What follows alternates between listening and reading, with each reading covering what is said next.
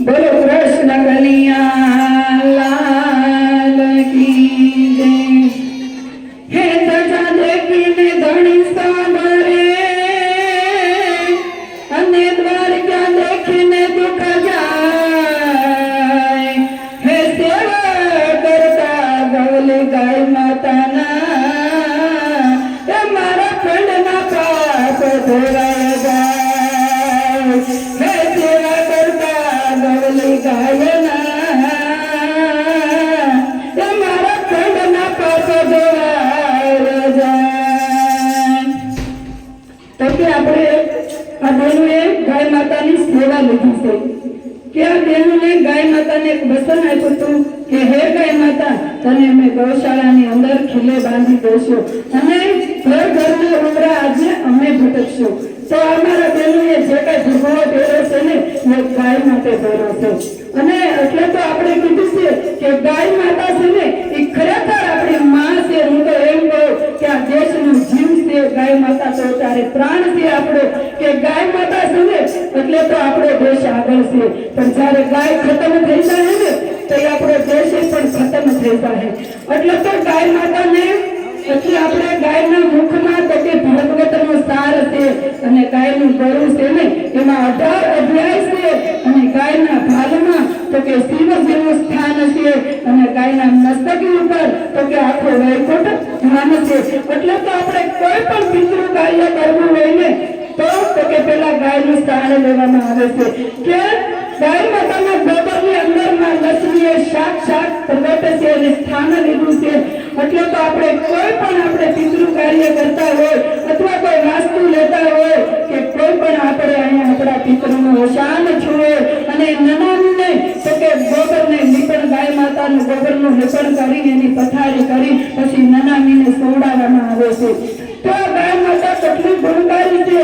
કોઈ પણ તમારી દીકરીના લગ્ન હોય અને એક ગાય માતાને તમારે કન્યાદાન દેવામાં આવે છે અને એ જ ગાય માતા કે તમારું પિતૃને કોઈને પણ મોક્ષ આપવો હોય ને તો આખું કુટુંબ ભેગા થાય અને એક ગાયની ઉસળને પાણી રેડો ને તો એને મોક્ષ મળતો હોય એવી ગાય માતા છે।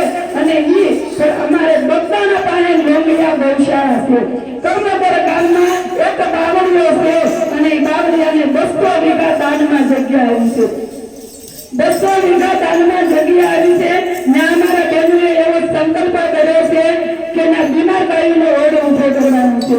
કેમ કે દેશમાં કેટલી ગાયો બીમાર હોય, એક્સિડન્ટ હોય અને આપણે જ ગાયોને રજરથી મૂકી આ દેશમાં આવતા રાખવી ગામડા મૂકીને આ દેશમાં આવ્યા થઈને તો એ દેશમાં આપણી ગાયો બિચારી પીડાય છે। પણ આ બેનોએ એવો સંકલ્પ કર્યો છે કે બગદાણા પાસે 3 કિલોમીટર આગળ ગૌશાળા આવી છે લોંગિયા, તો ત્યાં બીમાર ગાયોનો ઓરડો ઉભો કરવાનો છે અને એ બીમાર ગાયોમાં આપણે મોટા પંખા આવે છે 60,000 એવા 3 પંખા મૂકવાના છે ને ડોક્ટર મૂકવાનો છે ને હોસ્પિટલે હારે મૂકવાની છે। કેમ કે આપણે જેટલી આપણે હોસ્પિટલમાં સુવિધા મળે ને એટલી જ આપણી માને મળવી જોઈએ। કેમ કે જેવી તેવી માં નથી, એમાં 33 કોટી દેવતા વિરાજમાન છે એટલે આપણે એને માં કહીએ છીએ અને એટલે આપણે પૂજવી છીએ। આપણે તો આ 500 વર્ષના બંગલામાં રહીએ છીએ પણ ક્યાં સુધી તો કે આ જીવ છે ત્યાં સુધી બાબરા જીવવ્યો છે ને એટલે એના ગોબરનું સ્થાન તમે પાછો ને તો તમને એનું સ્થાન મળશે। પહેલું ને પહેલું સ્થાન આપણું ગૌ માતા હશે। જોજો કે આપણે હવે 500 વર્ષનો બંગલો છે પણ કોઈ એમ કહેવો કે અહીંયા આપણા દાદાને સુવડાવતા તરત એમ કહો કે ગાયનું સ્થાન લઈ આવો, એનું પહેલા સ્થાપન કરો અને પછી આ નનામીને સુવડાવો ને તો એને મોક્ષ મળતો હોય। એક ગાય માતાને સ્પર્શ કરવાથી હું નથી કહેતી પણ આ શાસ્ત્ર બતાવે છે કે જ્યારે તમારે વેતરણી નદી ટપ્પાની હશે ને તે સુરભી કરી ગૌ માતા છે એ તમને આ કાંઠેથી ઓલા કાંઠે પૂછડું પકડી પાર વધારે છે। આ શાસ્ત્રમાં લખેલું આવે છે। આ મારી કોઈ ઘરે કે તમને કાંઈ વાત કહેવાની નથી પણ આ શાસ્ત્ર બતાવે છે। તો ખાલી ગાયનું સ્પર્શ કરવામાં જો તમને એટલું બધું પુણ્ય મળતું હોય તો ગાયની સેવા કરવામાં માટે તમને કેટલું પુણ્ય મળે પણ ખરેખર ભારત દેશની નારી શક્તિ છે અને નારી શક્તિથી જ આ બધું થાય। ઘણા ઘણા એમ કે પુરુષ છે ને એ તો ખાલી શક્તિ છે પણ નારી છે ને એ તો એક સહન શક્તિ છે। એટલે પણ કીધું છે કોઈ પણ તમારી ઘરમાં આપણે એમ કહીએ કે મા બાપ છે ને એ આપણા ભગવાન છે। ખરેખર હું પૂછો. મા બાપ સિવાય કોઈ મોટું દુનિયામાં કોઈ ભગવાન નથી. ભગવાનને મા બાપને પૂજવા પડ્યા હતા તો એનો ઉદ્ધાર થતો. અને આ તમારો ને મારો ઉદ્ધાર કરવો હોય ને તો મા બાપને ક્યારેય દુઃખી ન કરતા. એક મા બાપનો એક આંગળું પડે છે ને એ તમારી નરકની અંદર એક સવાલના જવાબ દેવા પડશે. પણ હું તો એમ કહું, તમે મંદિરે ન જાઓ તો ચાલશે, ભજનમાં નહીં જાઓ તો ચાલશે, પણ તમારા ખોટા જો ખાટલામાં માવતર હોય ને તો પૂરી એની સેવા કરી લેજો. ભજન તો પાછું તમને મળશે, પણ આ સેવાનો તક પાછો મળશે નહીં. છેલ્લે તમારા હાથમાં સ્ટેપ જ રહે કે અમારા મા બાપ રહ્યા હોત તો સારું હતું, પણ એ મા બાપની સેવા અમારે નથી હોતી. એ તો આજ હાથમાં આવે ને કાલ પાછી વૈસા છે ને ભજન છે ને એ તો તમે અમર છે ભજન. ક્યારે ભજનનો શેરો આવ્યો નથી, સેવાનો શેરો આવ્યો નથી. એ તો કાલી જવા હે. પણ તમારા ઘરે જો મા બાપ દુઃખી હોય ને તો પેલા એની સેવા કરશો અને એને ભગવાન માનજો તમે.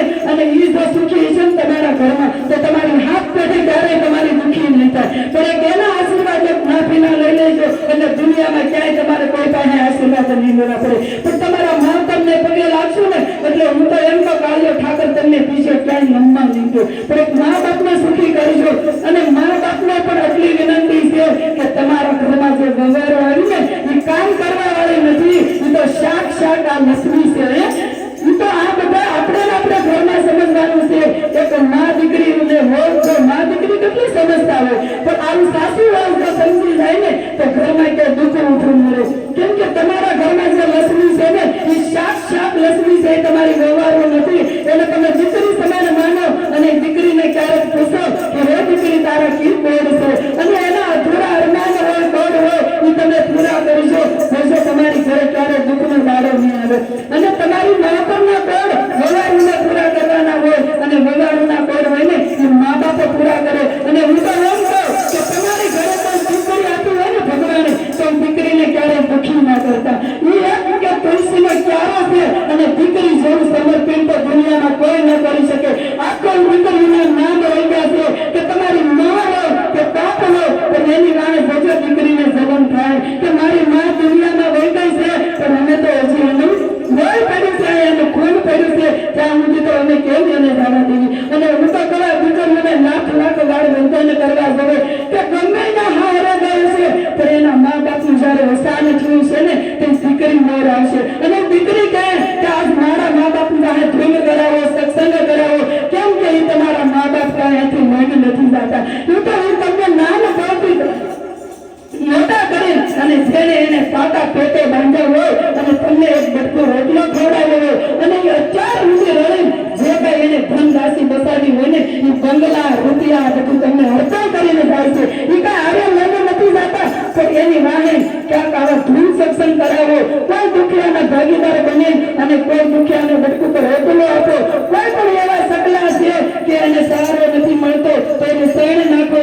કોઈ પણ ગૌશાળાની અંદર ગાય માતા છે તો અત્યારે લીલું ઘાસ નથી મળતું તો એને ઘાસ નાખો. અને કોઈ પણ એવી ગૌશાળામાં કારણ કે એનો આશરો નથી મળતો, ઉભું રહેવાનો આશરો નથી. 41 ડિગ્રી તાપમાનની અંદર બિચારી તડપતી હોય, ઠગડાતી હોય આ વરસાદની, પણ એની કઈ ગૌશાળા નથી. તો એની ગૌશાળાઓ બંધાવે કે આપણે ગાય માતાની સેવા થાય. અને આપણે જેટલા એસીમાં આરામ કર્યું ને આપણે ગાય માતાને એસી તો ન મકાવી શકી પણ પંખા તો મકાવી શકી ને. તો એટલી આપણી માં આપણે બધું સુખ જોડે છે તો આપણી માને ન જોડે એને જોડે. કેમ કે એનાથી તો આપણો દેશ આગળ છે. કેમ કે એને આપણને ભરણ પોષણ કરી મોટા કર્યા છે. આપણે બધા દેશમાં રહેલા છીએ, તેના વાસણાએ તો આપણે ખેતી ઉભી રાખી છે અને ખેતીથી ઉભેલા થઈને આપણે આ દેશમાં આવ્યા છીએ. અને આપણા સોરડાને આપણે દૂધ પાઈને મોટા કર્યા છે તો એનું ઋણ આપણે ક્યારે ચૂકવી શકશું?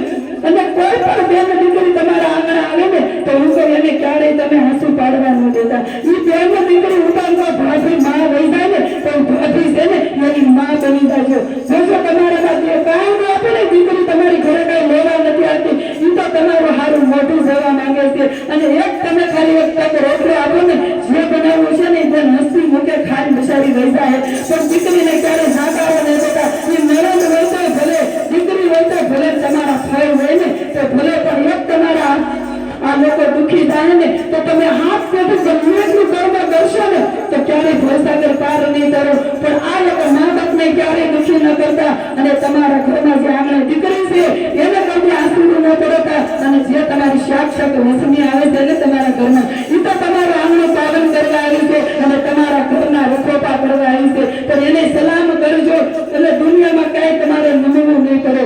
તેનું હું થોડુંક કહું છું અને સાચું તમે માનજો, કેમ કે આપણે હજી ધૂન તરફ સારું છે.